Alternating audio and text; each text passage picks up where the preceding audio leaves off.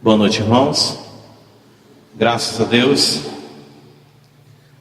satisfação poder conhecer mais o povo do Senhor, podermos aqui juntos aprender mais do seu Santo Evangelho. Nosso irmão Flávio, o presbítero Flávio, graças a Deus, tem sido um irmão também muito amado nosso, já tem nos atendido muitas vezes ali, algumas vezes em Horizonte, servindo a Deus com a sua santa palavra ali também, naquela amada igreja, onde nós temos a oportunidade de servirmos o Senhor Deus. Para mim é uma satisfação, uma honra poder estar aqui anunciando também um pouco mais da palavra de nosso Senhor e Salvador Jesus Cristo.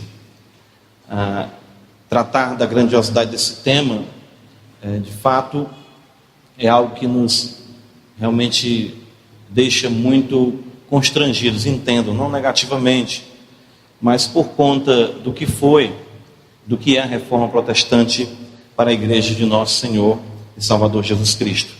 Alguns costumam dizer que após Pentecostes, a reforma protestante foi o maior movimento na história da igreja, onde os homens de Deus puderam ali resgatar essas verdades preciosas que os irmãos têm estudado aqui e aprendido desde quinta-feira.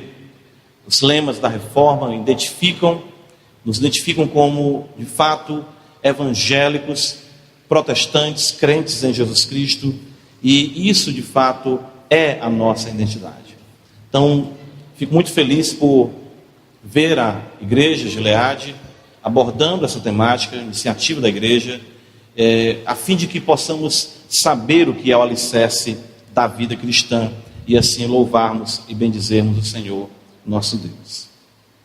Eu gostaria de começar lendo um texto nosso aqui para a nossa abertura, podemos dizer, do nosso estudo, que de fato foi até cantado aqui essa noite. Romanos capítulo 11, abra sua Bíblia comigo. Romanos capítulo 11, nós temos de forma muito bela essa doxologia do Santo Apóstolo do Senhor.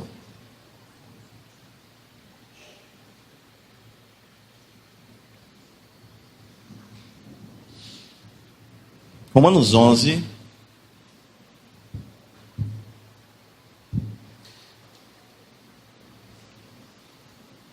carta de Paulo aos Romanos, capítulo 11, nós vamos ler do verso 33 ao 36.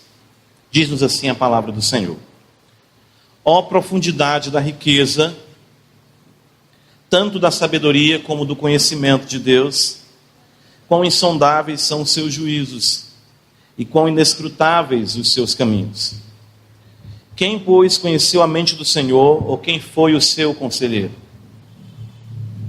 Ou quem primeiro deu a ele para que lhe venha a ser restituído?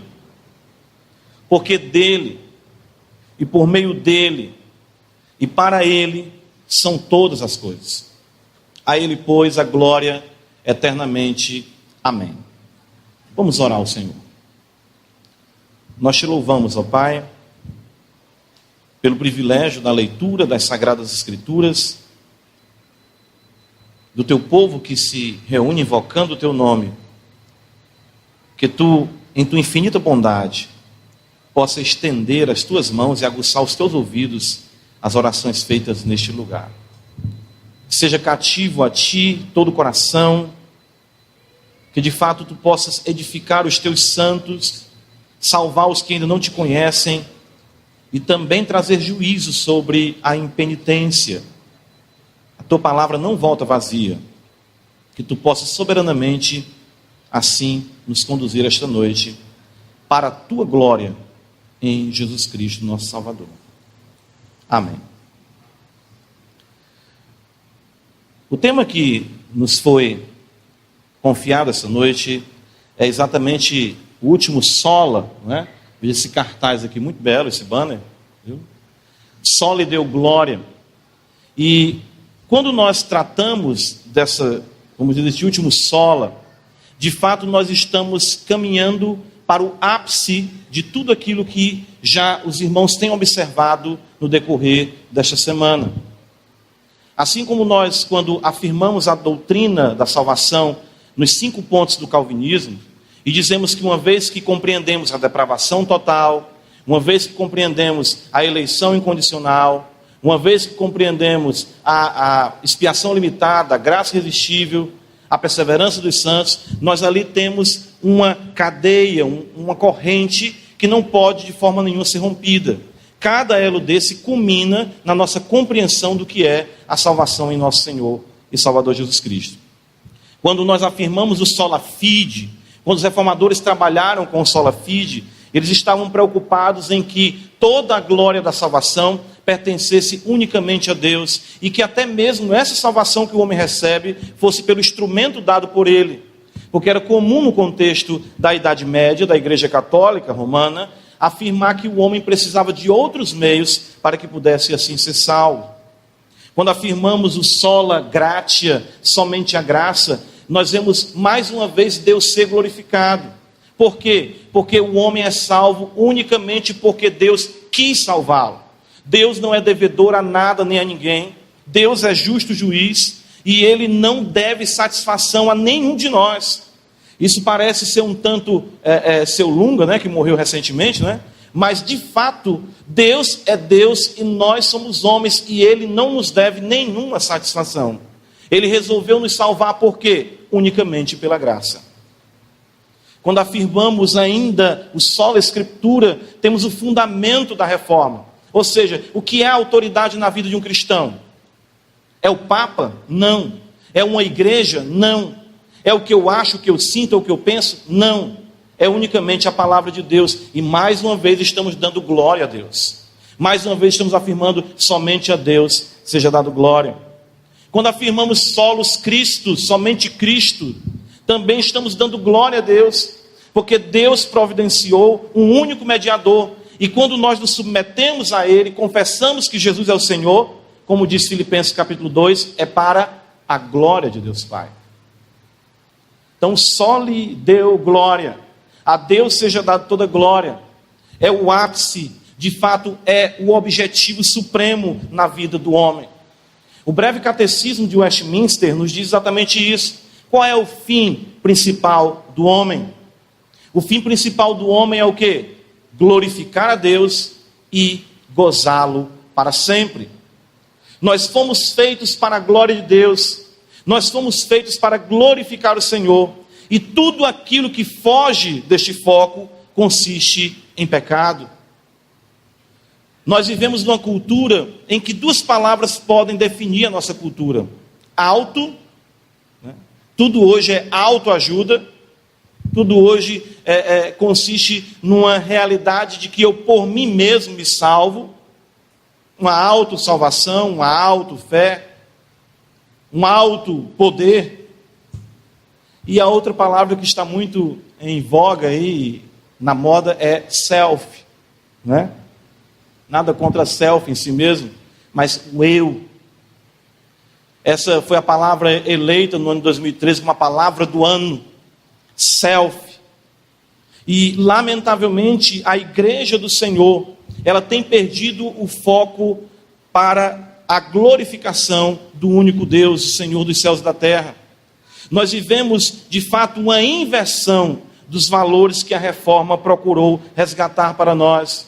Ou seja, a nossa vivência, a nossa cultura e lamentavelmente a teologia e os cânticos, elas têm uma centralização do homem, e assim nós vivemos mais um antropocentrismo, ou seja, uma vida centralizada no homem, em vez de uma vida teocêntrica, ou seja, centrada em Deus.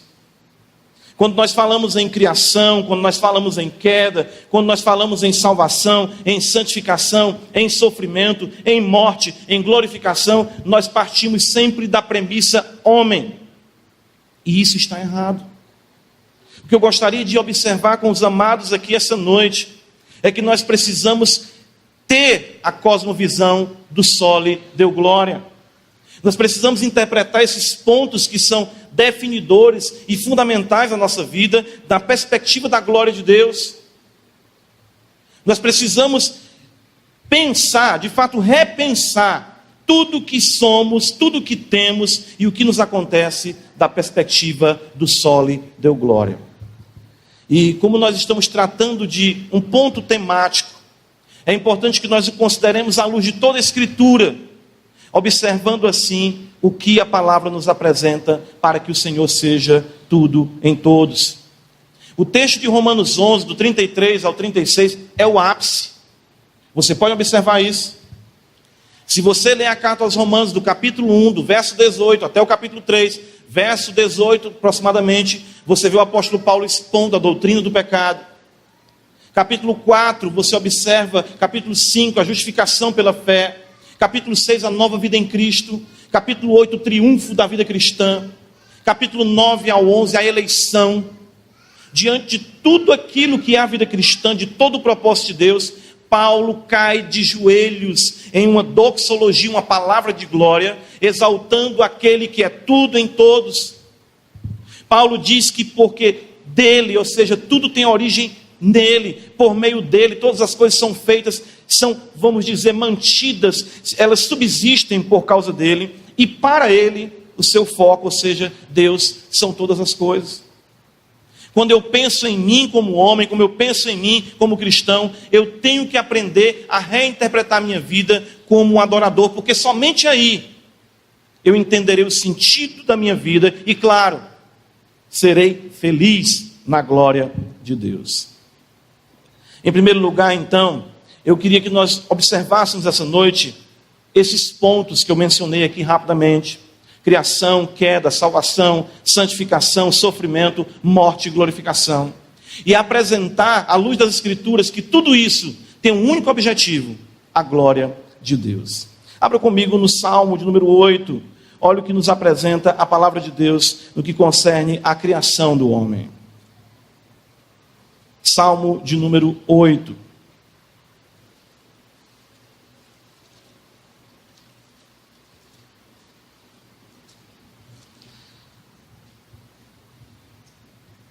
Salmo 8.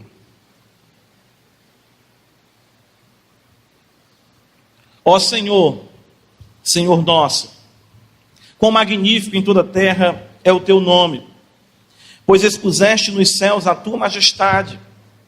Da boca de pequeninos e crianças de peito suscitaste força, por causa dos teus adversários, para fazeres emudecer o inimigo e o vingador. Quando contemplo os teus céus, obra dos teus dedos, e a lua e as estrelas que estabeleceste, que é o homem para que dele te lembres, e o filho do homem que o visites. Fizeste-o, no entanto, por um pouco menor do que Deus, e de glória e de honra o coroaste.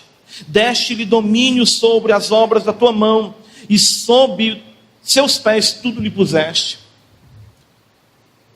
Ovelhas, bois, todos, e também os animais do campo, as aves do céu e os peixes do mar, e tudo que percorre as sendas dos mares. Ó Senhor, Senhor nosso, quão magnífico em toda a terra é o teu nome.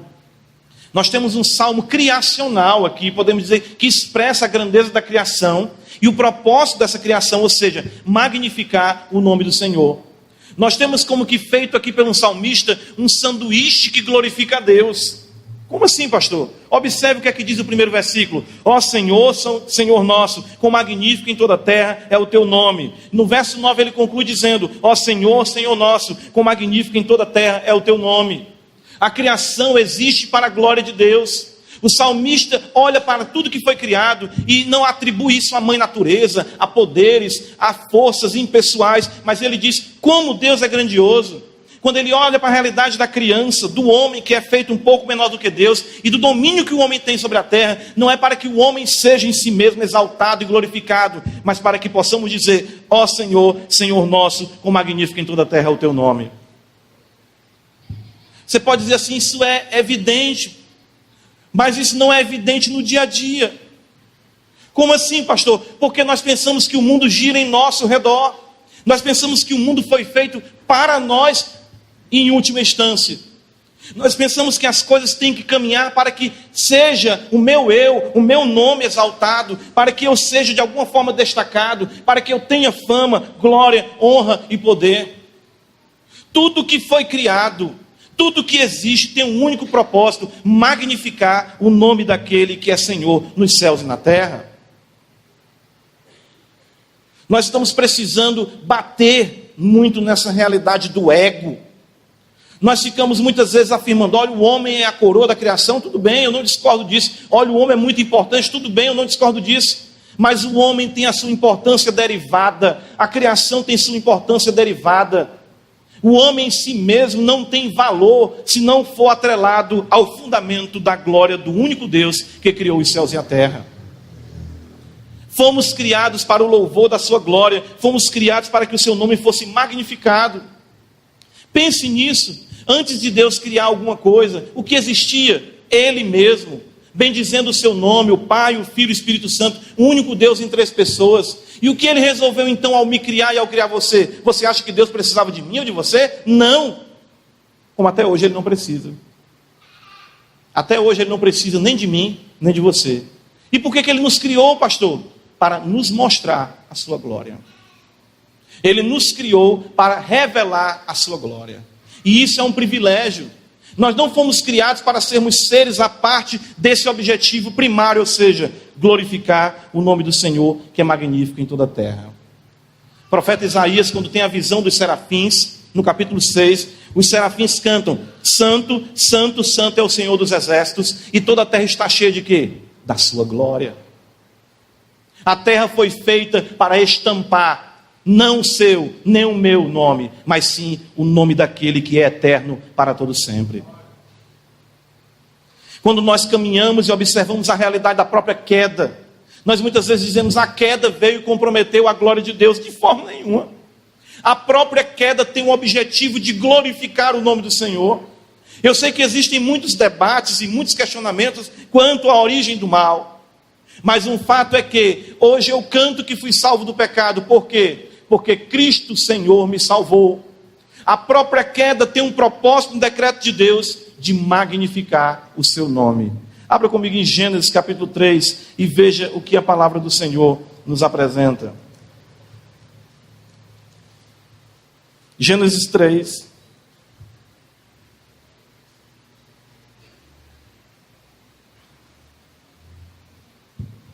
Porém, inimizade, verso 15, entre ti e a mulher, entre a tua descendência e o seu descendente, este te ferirá a cabeça e tu lhe ferirás o calcanhar.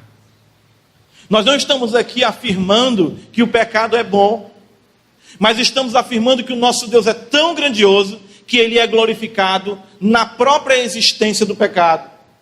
Porque se hoje nós cantamos que Cristo nos salvou, se hoje foi cantado aqui um tributo que fomos salvos pelo sangue, é por quê? Porque a própria queda conspirou para a glória de Deus. E você pode até dizer assim, pastor, mas isso é um pouco complicado de compreender. De fato é. Mas eu lhe digo uma coisa, é nisso que você hoje chora e se alegra, por conta de quê? Da tua vida mazelenta, do teu passado negro, Cristo fez uma história de amor. Ou seja, Deus é glorificado na tua história negra, como foi glorificado no fato de Adão ter caído. Quando José é vendido pelos seus irmãos ali, e é levado para a terra do Egito, nós vemos quantas coisas José passou, quantos males José realmente ali sofreu, dos seus irmãos e daqueles que se tornaram seus algozes. E nós ficamos muitas vezes comovidos com a história de José. Mas José não se tornou alguém que viesse a ser uma pessoa que tivesse autocomiseração. Puxa vida, eu sou tão sofrido. Fui jogado numa cova. Fui acusado de assédio sexual sem ter feito de fato nada. Na hora de me favorecer, o copeiro não lembrou de mim. E ele poderia ser uma pessoa amarga. Ele poderia ser uma pessoa completamente açoitada pelo mal, pelo pecado, e dizer, realmente eu não tenho sorte nessa vida. Mas em Gênesis capítulo 50, nós conhecemos o texto, e eu sei que muitas vezes você já pode ter recorrido a ele. José diz, no versículo número 20, vós na verdade intentastes o mal contra mim, porém Deus tornou em bem, o tornou em bem. Deus fez com que aquele mal fosse para a sua glória. Para quê? Para fazer como vedes agora que se conserve muita gente em vida. Nem a queda impede a manifestação da glória de Deus. Isso é muito importante. Porque às vezes eu escuto muitas pessoas dizendo assim: eu só vou para Jesus quando minha vida estiver melhor. Você nunca vai vir. Eu só vou seguir a Cristo quando eu parar de pecar nessa área. Você nunca vai parar. Sabe por quê? Porque o único que vence pecado é Jesus de Nazaré. Ele é especialista nisso. Eu amo o verso 1 João 3, verso 8, que diz que para isso se manifestou o Filho de Deus, para desfazer as obras do diabo. Não tem nada que o diabo tenha feito que ele não tenha o poder de desfazer, para que em todas as coisas Deus seja glorificado. Romanos capítulo 9, quando nós pensamos na salvação, criação, queda e salvação, nós muitas vezes achamos que Deus nos salva porque Ele tem pena de nós, primariamente isso, mas não. A nossa salvação, irmãos, é secundária. Como assim, pastor? Jesus morreu na cruz primeiramente para dar glória a Deus. Jesus, vendo que tudo estava cumprido, Ele disse: está tudo consumado. Ou seja, as profecias, a vontade de Deus, tudo aquilo que os santos profetas haviam predito. E a obra na cruz, ela é uma obra que primeiramente satisfaz ao Pai. Em Isaías 53, o profeta diz que ele verá o penoso fruto do seu trabalho e ficará satisfeito. Foi do prazer do Pai, foi agradável a Deus moê-lo. Por quê? Porque a sua justiça ali foi vindicada, a sua ira foi satisfeita. O nosso Deus não varre sujeira para debaixo do pecado. E aí nós pensamos: e qual é o papel? Onde é que nós entramos aí? Nós entramos para nos tornar monumentos da salvação. Deus não lhe salvou porque você fez um propósito. Deus não lhe salvou porque você era alguém importante. Deus lhe salvou para que você viesse a ser uma obra de arte da glória de Deus. Romanos capítulo 9, observa bem, o apóstolo Paulo discorrendo sobre a eleição. Ele diz, no versículo de número 23, a fim de que desse também a conhecer as riquezas da sua glória em vasos de misericórdia, que para a glória preparou de antemão. Por que Deus salvou a mim e a você? Porque Ele deve alguma coisa? Não, a Ele seja dada a glória, Ele não deve nada a ninguém. Ele nos salvou com o objetivo de quê? De trabalhar em nós como oleiro, de ver a miséria que é nas nossas vidas e nos colocar na eternidade como monumentos, e ali juntos tributarmos louvor a Ele por toda a eternidade, por nos fazer vasos para a sua glória. No livro de Apocalipse, você pode observar isso. Os remidos cantam o cântico de Moisés e o cântico do Cordeiro. Por quê? Porque foram resgatados do Egito, porque foram resgatados por Cristo, e por toda a eternidade vão ressaltar a grandeza da salvação estampada no seu próprio ser. Nós precisamos compreender isso. E é maravilhoso que assim compreendamos. Por quê? Para que jamais façamos da salvação uma obra nossa, uma obra que tenhamos alguma coparticipação, ou que sejamos de alguma forma coadjuvantes. Isso não existe.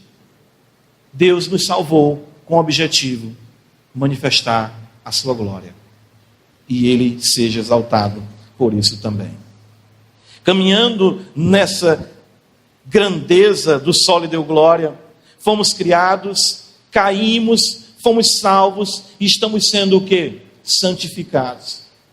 E por que nós estamos sendo santificados? Porque eu quero dar satisfação a alguém, porque simplesmente eu não quero cair no descrédito do irmão ou da irmã, ou porque simplesmente eu acho muito bom servir a Deus. Nem a sua santificação tem um propósito primário de agradar você. 1 Coríntios capítulo 10, verso de número 31, é bem conhecido. O apóstolo Paulo diz, olha o que para nós: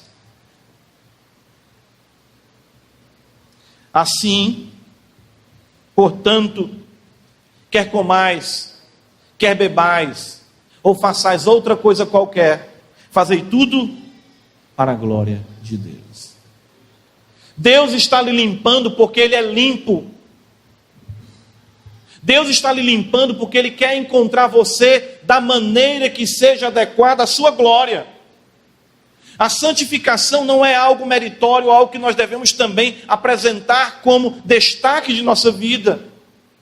Mas é um Deus santo que não pode conviver com o impuro, mas que pelo poder do seu Espírito nos limpa, para que venhamos estar pronto para aquele dia glorioso. 1 Tessalonicenses capítulo 5, o apóstolo Paulo diz no verso número 23, acompanha comigo na tua Bíblia.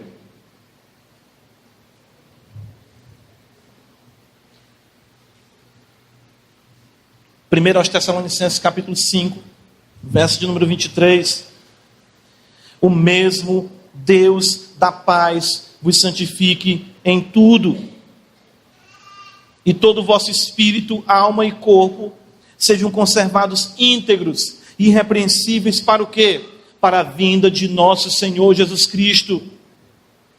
A glória de Cristo nos atrai, a glória de Deus em seu Filho nos atrai, e essa glória tem um poder de atração transformadora.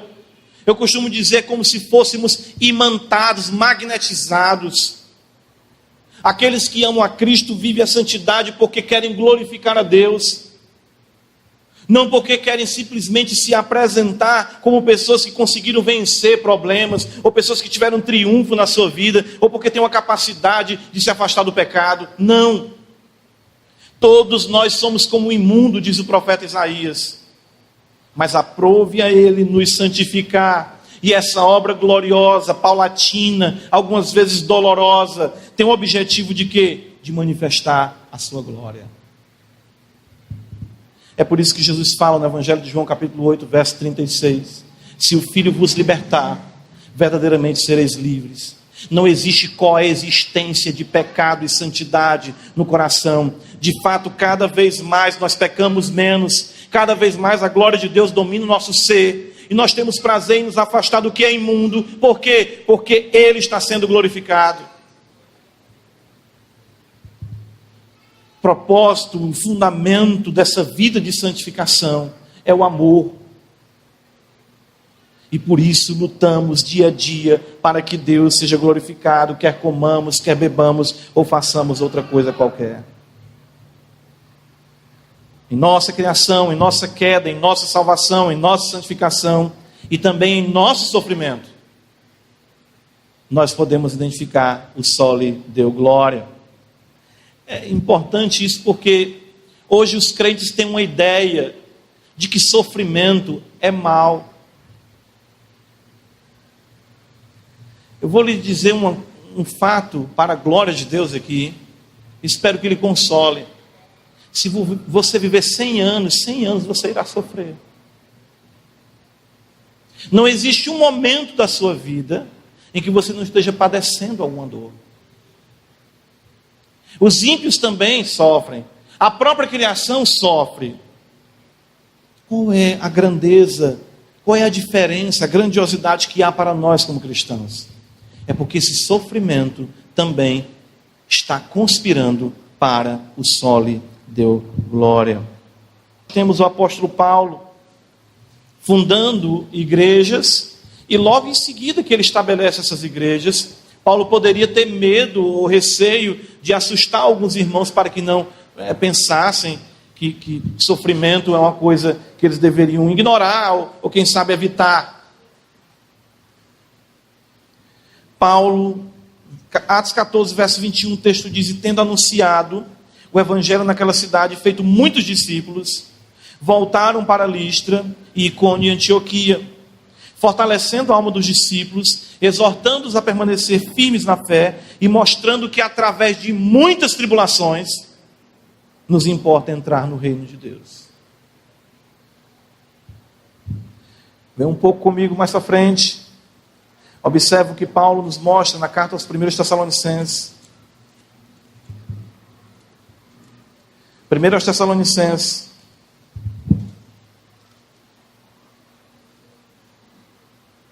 capítulo 3, verso de número 3, Paulo diz: a fim de que ninguém se inquiete com estas tribulações, porque vós mesmos sabeis que estamos designados para isto. O sofrimento faz parte do decreto de Deus, é um propósito, é um meio de graça. Assim como você está designado para a vida, o sofrimento está designado para você. Seu pastor, essa notícia não é muito boa, não. 2 Timóteo, capítulo 3, verso número 12, o apóstolo Paulo diz: ora, todos quantos querem viver piedosamente em Cristo Jesus serão perseguidos. Poderia citar N referências.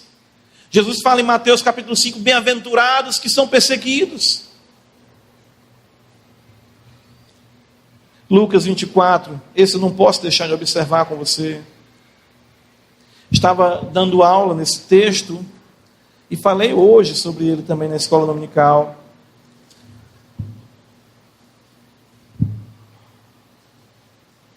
O caminho da glória a Deus, irmãos, é o caminho do sofrimento. Guarde isso. Nós cantamos e louvamos a Deus porque Ele nos salvou em um instrumento de morte. Sim, eu amo a mensagem da cruz. E é no símbolo de fraqueza que a glória de Deus se manifesta. Então, se você não quiser ter sua vida transformada, se você não quiser ter sua vida moldada por Deus, aí sim você vai fugir e evitar todo o sofrimento. Nós não devemos orar dizendo: Senhor, me livre de todo o sofrimento. Nós devemos orar dizendo: Senhor, que esse sofrimento seja para a tua glória na minha vida.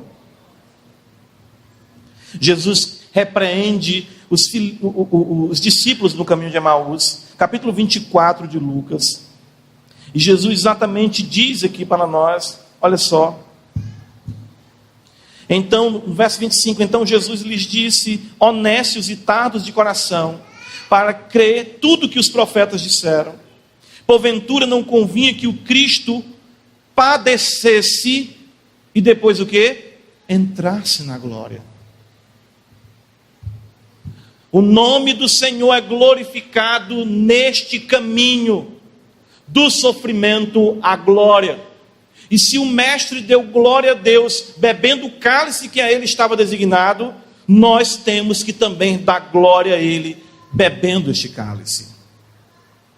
1 Pedro, que é o texto que nós vamos nos deter mais, olha o que nos diz o apóstolo do Senhor.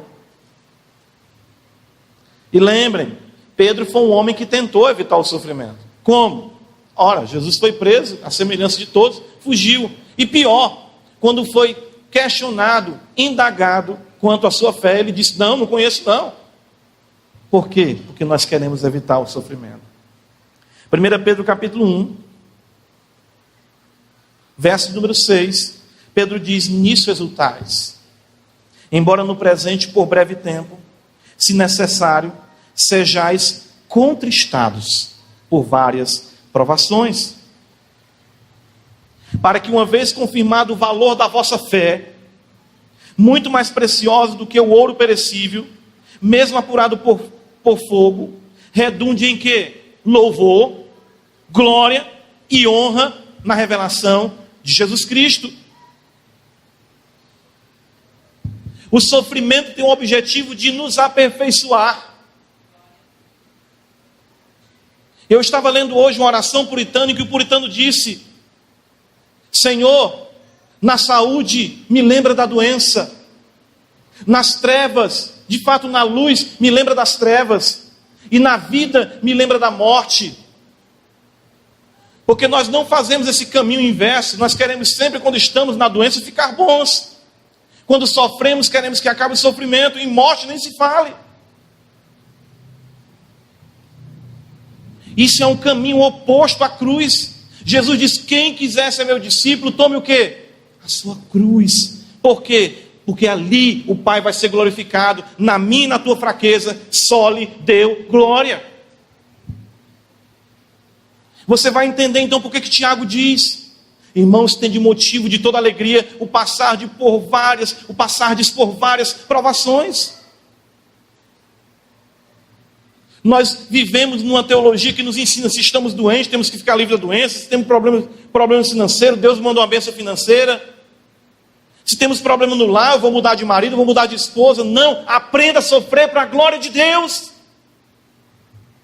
Porque se Jesus fugisse da cruz, nenhum de nós estaríamos aqui hoje cantando, exaltando o único Deus que nos comprou com o seu sangue. Jesus não evitou o sofrimento para a glória de Deus. E por que que nós afirmamos ser cristãos e queremos evitar este sofrimento? Criação, só lhe deu glória. Queda, só lhe deu glória. Salvação, só lhe deu glória. Santificação, só lhe deu glória. A Deus seja dado glória também no sofrimento e até também em nossa morte. Abre em Filipenses capítulo 1. E aqui eu lembro dessa história engraçada, eu ouvi recentemente, mais uma vez. Cada um conta no seu contexto, né? Se é presbiteriano ou se é batista. E o que eu achei interessante foi exatamente me contar essa história. E que estava um pastor e um presbítero em um avião. E o piloto diz: atenção, senhores passageiros, mantenham os cintos afivelados. Nós vamos passar por uma área de turbulência, uma zona de turbulência aqui, uma área. E a turbulência foi forte. E isso se repetiu por algumas vezes. E aí, o pastor disse para o presbítero: meu irmão, como é que está aí? Está preparado? Ele disse: por quê, pastor? Olha, meu irmão, que eu acho que hoje nós vamos para a glória. Aí o presbítero disse: pastor, não diga uma desgraça dessa não.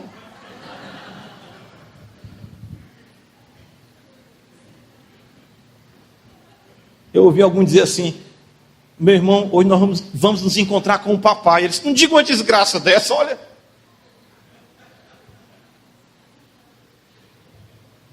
Filipenses capítulo 1 é completamente contrário do que nós vemos no Santo Apóstolo. Ele diz, no verso número 19: porque estou certo de que isto mesmo, pela vossa súplica e pela provisão do Espírito de Jesus Cristo, me redundará em libertação, segundo a minha ardente expectativa e esperança, de que em nada serei envergonhado, antes, com toda ousadia, como sempre, também agora, será Cristo engrandecido no meu corpo, quer pela vida, quer pela morte. Porquanto para mim o viver é Cristo e o morrer é o quê? Lucro. Paulo diz: entretanto, se o viver na carne traz fruto para o meu trabalho, já não sei o que hei de escolher. Ora, de um e outro lado estou constrangido, tendo desejo de partir, ou seja, de morrer, e estar com Cristo, que é incomparavelmente melhor. Mas por vossa causa é mais necessário permanecer na carne. Não responda para mim, mas responda para você. Você tem um dilema entre estar vivo ou morrer? Eu creio que esse dilema nós ainda não comungamos dele. Oh, meu Deus, eu queria tanto morrer hoje. Ou Senhor, se fosse hoje. Eu não vejo isso. Paulo diz aqui: olha, é tão glorioso estar com Cristo. Porque o dilema de Paulo era assim: como é que eu posso glorificar a Deus? Aí Paulo diz: eu posso glorificar a Deus, Deus é engrandecido, ele diz aqui no verso de número 20, tanto na minha vida, como na minha morte. Ora, se ele é engrandecido tanto na minha vida, na minha morte, já não sei o que escolher. Partir e estar com ele, claro, é acima de toda comparação melhor. Mas eu ficar aqui e trabalhar também para ele é glorioso. Olha o dilema do cristão aqui, o qual nós evitamos de todas as maneiras, porque entendemos que a bênção de Deus é nos livrar da hora da morte.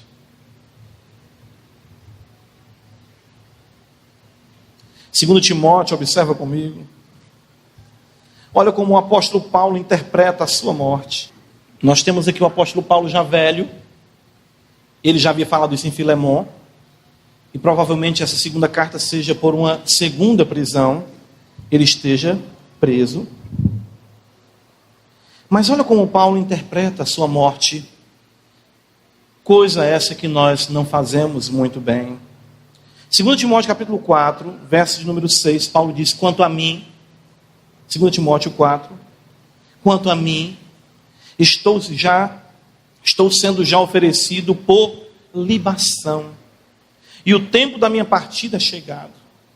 Combati o bom combate, completei a carreira, e guardei a fé. Já agora a coroa da justiça me está guardada, a qual o Senhor, reto juiz, me dará naquele dia, e não somente a mim, mas também a todos quantos amam a sua vinda. Sabe como é que Paulo interpreta a sua morte, irmãos? Como um culto.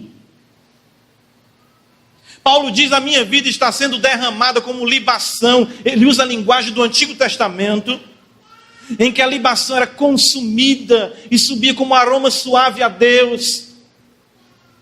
Paulo diz: a minha morte glorifica Ele, porque tudo que há nos céus e na terra glorifica o seu nome. Jesus transformou a sepultura de um ponto final para uma reticência, e começou a recriar os céus e a terra, onde os homens menos esperavam, ou seja, em uma tumba. Deus é glorificado na morte, porque ela perdeu a sua carranca para o cristão. Paulo chega em um dado momento a dizer: onde está, ó morte, o teu aguilhão? Onde está, ó morte, onde estão os teus terrores? Porque ele sabia que Jesus havia dito: eu sou a ressurreição e a vida. Aquele que crê em mim, ainda que esteja morto, viverá. Só lhe deu glória até na morte. Onde estão os poderes dos imperadores, com que os tiranos, com que os ditadores dominam a massa, pelo medo da morte? Por que nós vemos cristãos sendo mortos hoje em dia? Por que os cristãos enfrentavam o Coliseu? Tinham seus braços arrancados, seus filhos mortos. Por quê? Porque na morte Deus estava sendo glorificado.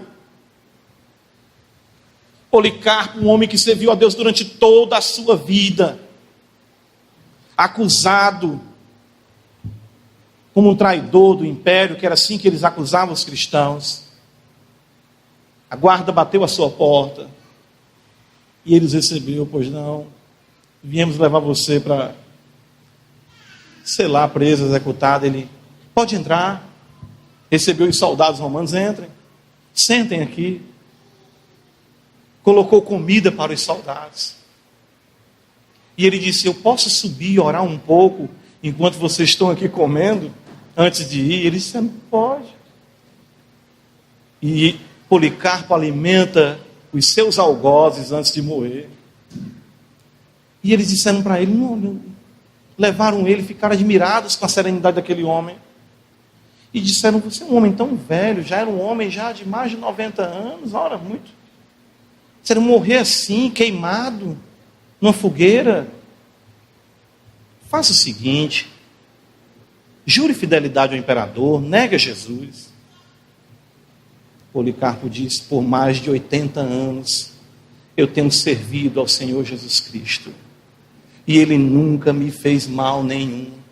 Como negaria eu aquele que me salvou, até em fogo nessa fogueira? Que eu quero me encontrar com meu Senhor hoje. Perspectiva de glória de Deus. Que nós vemos essas igrejas mentirosas, pregando um evangelho que quer nos livrar de problemas, de dificuldades, de lutas, quando até mesmo na sepultura Cristo é exaltado. Só lhe deu glória. Ele é glorificado em nossa criação, em nossa queda, em nossa salvação, em nossa santificação, em nosso sofrimento, em nossa morte e em nossa glorificação. Abra comigo na primeira carta de João, para nós concluirmos.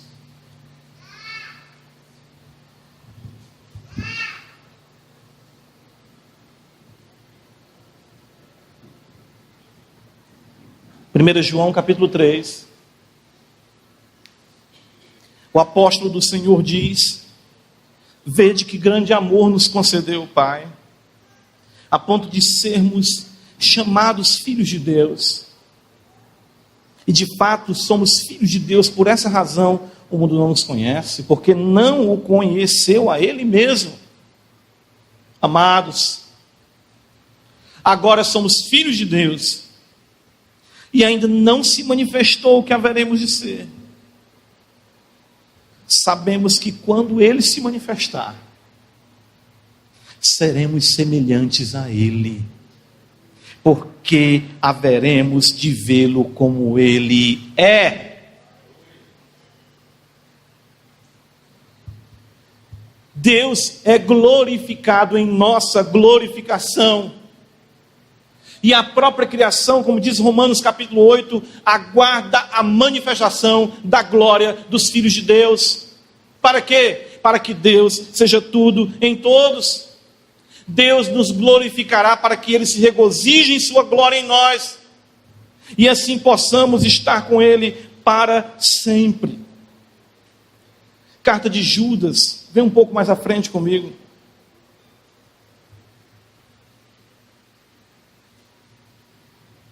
Olha o que nos diz a palavra do Senhor. Essa é considerada talvez a mais bela palavra de glória, de louvor a Deus no Novo Testamento. Judas 24 e 25. Olha o que Judas diz. Ora, aquele que é poderoso para vos guardar de tropeços e para vos apresentar com exultação, imaculados diante da sua glória, ao único Deus, nosso Salvador, mediante Jesus Cristo, Senhor nosso, glória, majestade, império e soberania, e antes de todas as eras, e agora e por todos os séculos. Amém. Mas observe um detalhe nessa doxologia no verso 24. O texto está dizendo que nós iremos ser guardados de tropeços, ou seja, de quedas definitivas. E que Ele vai nos apresentar imaculados diante da sua glória. Vocês sabem com que objetivo? Essa palavra aqui mostra o foco do porquê Deus cuida de nós e porque Ele nos glorificará. Verso 24, ele diz, com exultação. Deus vai nos dar um corpo glorioso, ressuscitado, para Ele mesmo se alegrar na nossa glória que pertence a Ele.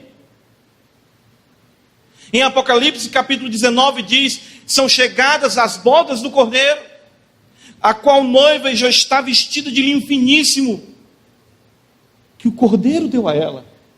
São as obras de justiça dos santos, para que ali o nome do Senhor seja glorificado. Irmãos, tudo que Deus faz tem um único objetivo: a glória do seu nome, a sua glória. É por isso que os reformadores bateram tão forte nesses fundamentos da vida cristã. A fé vem dele, a ele é gracioso, a escritura vem da sua boca, Cristo é o verbo vindo de Deus, com um único objetivo: que ele seja glorificado. Nós precisamos reinterpretar a nossa vida, rever a nossa caminhada, para que possamos entender que nada, nem ninguém, pode substituir ou tomar o foco que é o louvor e a glória do nosso Deus. Quando você lembrar que foi criado, entenda, você foi criado para a glória de Deus. Quando você lembrar dos seus pecados, lembre que até mesmo Deus triunfa sobre o teu pecado, que Ele te salvou para a sua glória, que a tua vida de santidade é para a glória dEle, que o teu sofrimento é para a glória dEle, que o dia da tua morte é para a glória dEle.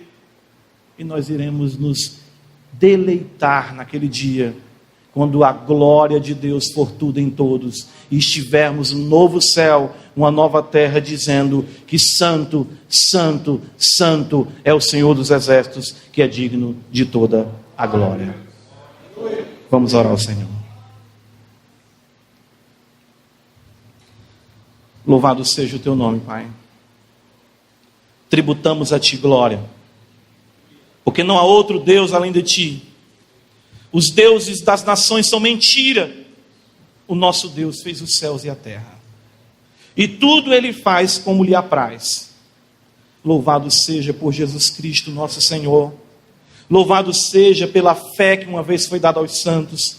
Louvado seja pela graça inaudita que nos resgatou. Louvado seja pela Santa Escritura, que nos revela toda essa verdade, a fim de que Tu seja tudo em todos, e que aqui, ó Pai, nesta igreja, o Teu povo e em toda a face da terra, possamos dizer: a Deus seja dada glória. Amém.